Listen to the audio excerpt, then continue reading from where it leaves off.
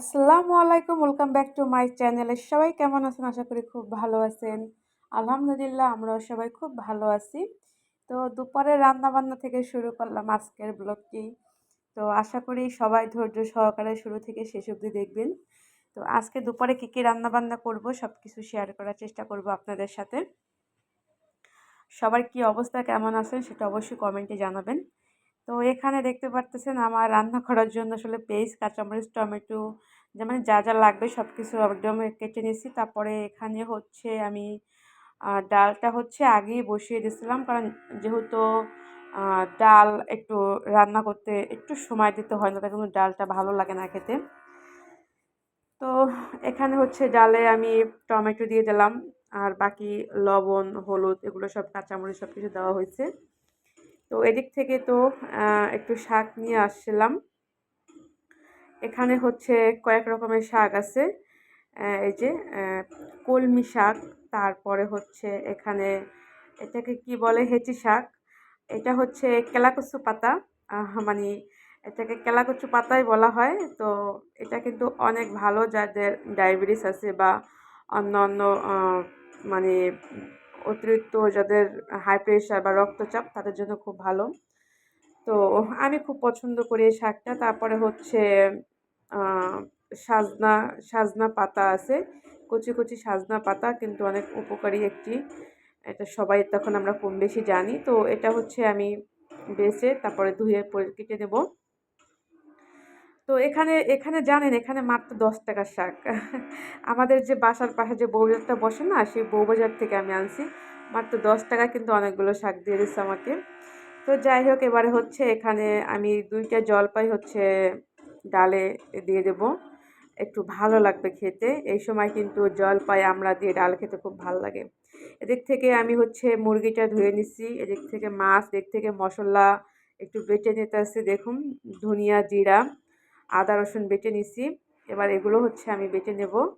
আসলে কি, পাটায় বেটে মশলা দিয়ে রান্না করলে কিন্তু খুব ভালো হয় খেতে, খুব স্বাদ লাগে।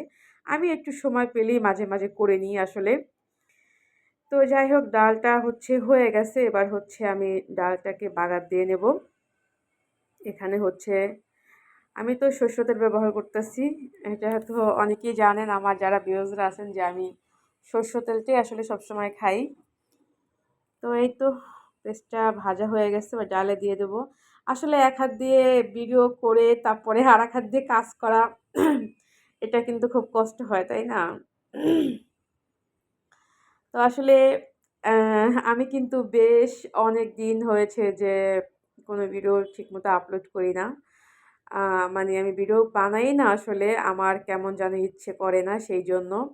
আ আসলে আ একটা কথা কি, যে যখন দেখবেন যে আপনার সবসময় শুধু খারাপই হচ্ছে, খারাপই হচ্ছে, তখন কিন্তু দেখা যায় যতই নিজের মনে জোর থাকুক, তখন কিন্তু আর মানে পারা যায় না, আসলে ভালো লাগে না।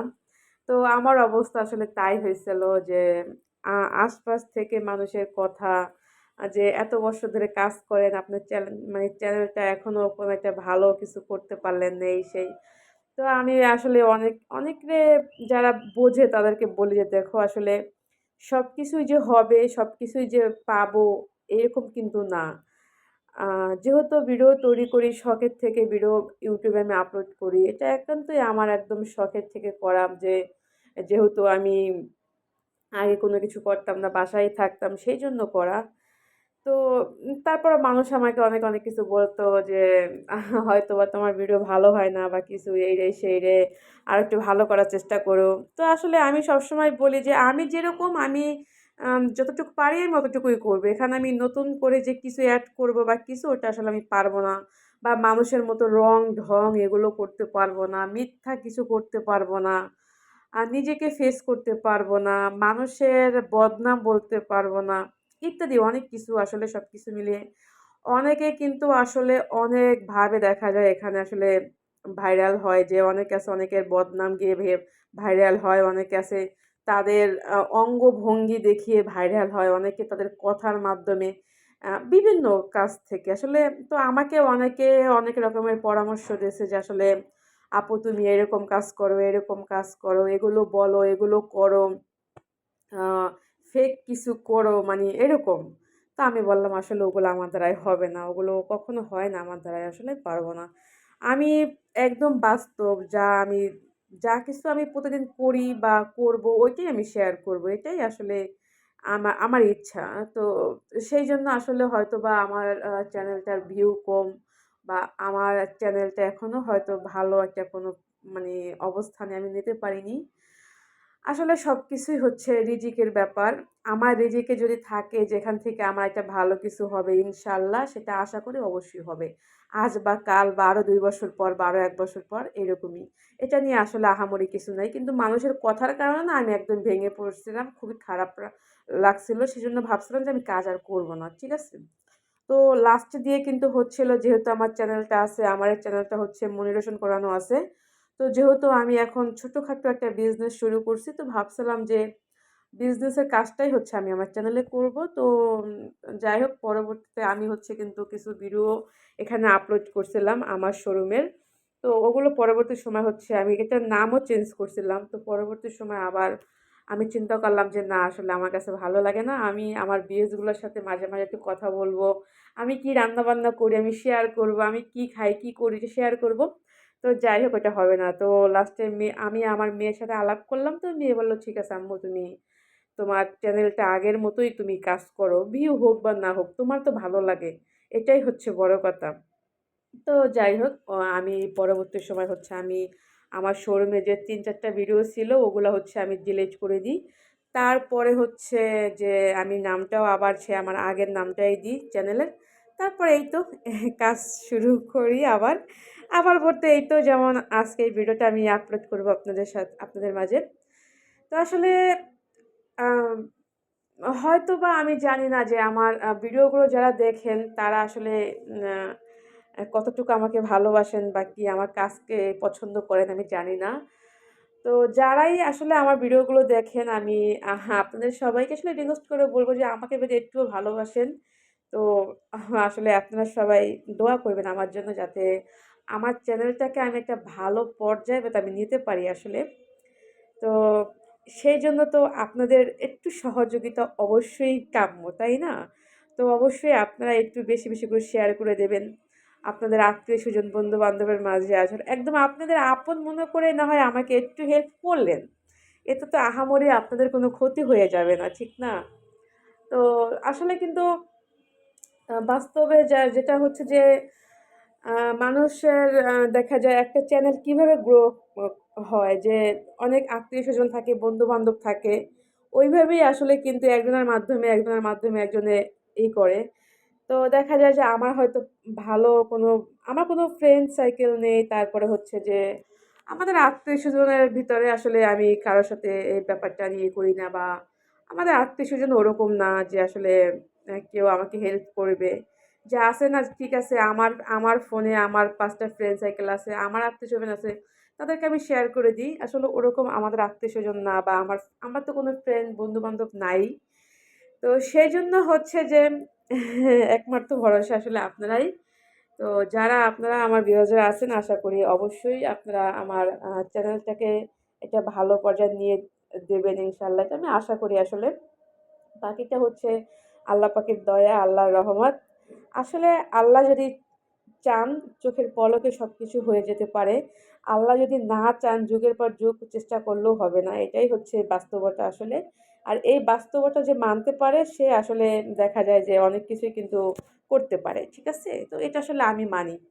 তো যাই হোক আ আশা করি যে আপনারা বুঝবেন আমার ব্যাপারটা।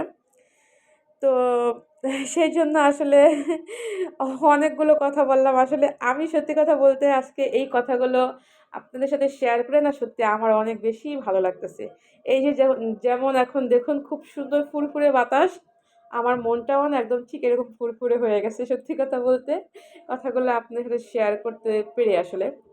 তো আসলে দুপুরবেলা অনেক মেঘ করছে, খুব বৃষ্টিও হচ্ছে এদিক থেকে আসলে আমাদের পাশে তো বিল্ডিং এর কাজটা মোটামুটি বিল্ডিংটা অনেক প্রায় ৭ তলার ছাদ ঢালাই হয়ে গেছে ৭-৮ তলার ছাদ ঢালাই হয়ে যাবে কদিন পরে। তো আলো বাতাস আর তেমন একটা আসলে পাবো না। সেইজন্য খুব খারাপ লাগতেছে। অবশ্য আমরা বাসা ওটা চেঞ্জ করব। আমার মেয়ের যেহেতু আমার মেয়ের সামনে পরীক্ষার পরে হচ্ছে আমরা বাসাটা চেঞ্জ করে ফেলবো। যাই হোক, যখন বাসা চেঞ্জ করব তখন তো অবশ্যই আপনারা জানতে পারবেন। তো কথা বলতে বলতে কিন্তু মোটামুটি রান্নাবান্না শেষ হয়ে যাচ্ছে। তো আ এদিক থেকে শাকভাজিটা কিন্তু হয়ে গেছে। এটা বেশি আমি একদম সিদ্ধ করব না। এটা শুধু আমার জন্যই ভাজি করতেছি। তো আমি যেভাবে পছন্দ করি ওইভাবে এটাকে ভাজি করে নিচ্ছি। আর এদিক থেকে এই যে লটিয়া মাছটা হচ্ছে খুব সুন্দর করে এটা মাখিয়ে নিলাম মসল্লা দিয়ে। তো এই রেসিপিটা যদি কেউ দেখতে চান লটিয়া মাছের, কমেন্টে জানাবেন। অবশ্যই রেসিপিটা শেয়ার করব আপনাদের সাথে। এভাবে রান্না করলে খুব টেস্ট হয় লটিয়া মাছটা। আর এদিক থেকে এই তো মুরগিটা কিন্তু একদম আমি ঢেকে রান্না করিনি। আর এদিক থেকে হচ্ছে মুরগিটা হয়ে গেছে। তারপরে রাইস কুকারে ভাত বসিয়ে দিছি। আর এই তো মাছটা বসিয়ে দিছি। দেখুন চুলার কি বেহাল অবস্থা হয়ে গেছে। এখন এগুলো সব ক্লিন করতে হবে। তো এই যে এখানে হয়েছে কতগুলা। তো রান্না বান্না করার পরে কিন্তু আসলে আরো দেখা যায় যে অনেক কাজ বেড়ে যায়। তো এখন আস্তে আস্তে সবকিছু ক্লিন করে নেব। তো এই তো বন্ধুরা সবকিছু পরিষ্কার করা হয়ে গেছে। এখন কিন্তু অনেকটা বেলাও হয়ে গেছে। তো এই তো আমি ভাতটা রাইস কুকারে রান্না করি, তারপর হচ্ছে মাঠটাকে ঝরে ফেলে দিই। তারপরে আবার চুলাতে মানে সেকা দিয়ে নিই ভাতটা। তো আর এদিক থেকে কি কি রান্না করলাম আজকে একটু দেখিয়ে দিচ্ছি। আজকে কি কি রান্না করলাম। আজকে ৫ পদের রান্না করছি একটু একটু করে। তো এই তো লটিয়া মাছ ভুনা, দেখুন কতটা সুন্দর হয়েছে। খেতেও কিন্তু অসাধারণ মজা হয়েছিল। যদি রেসিপিটা কেউ দেখতে চান কমেন্টে জানাবেন, দেখিয়ে দেব। এই তো বটবটি আলু ভাজি, আর এই যে আমার শাক ভাজি। তো আসলে মানুষ তো আমরা ৩ জন। তো দেখা যায় যে মানে আমার জন্য একটু, মেয়ের জন্য একটু, এরকম করতে করতে আসলে কয়েক পদ হয়ে যায়। এদিক থেকে এই তো ডাল, আহ ডালের কালারটা খুব সুন্দর হয়েছে। আর এই তো হচ্ছে মুরগি, দেখতেই পারতেছেন খুব সুন্দর হয়েছে। অবশ্য আমি দুপুরে খাইনি, বলতে পারবো না কেমন হয়েছে মজা। মেয়ে খাইছে, মেয়ে বলতে পারবে। তো এই তো আজকে দুপুরে রান্না বান্না আপনাদের কাছে কেমন লাগলো অবশ্যই কমেন্টে আমাকে জানাবেন। আর প্লিজ সবাই একটু আমার চ্যানেলটাকে শেয়ার করে দেবেন। আর যারা এখনও সাবস্ক্রাইব করেনি প্লিজ একটু সাবস্ক্রাইব করে দেবেন। আপনাদের আত্মীয়স্বজন বন্ধু-বান্ধব সবার মাঝে একটু বেশি বেশি করে শেয়ার করে দেবেন।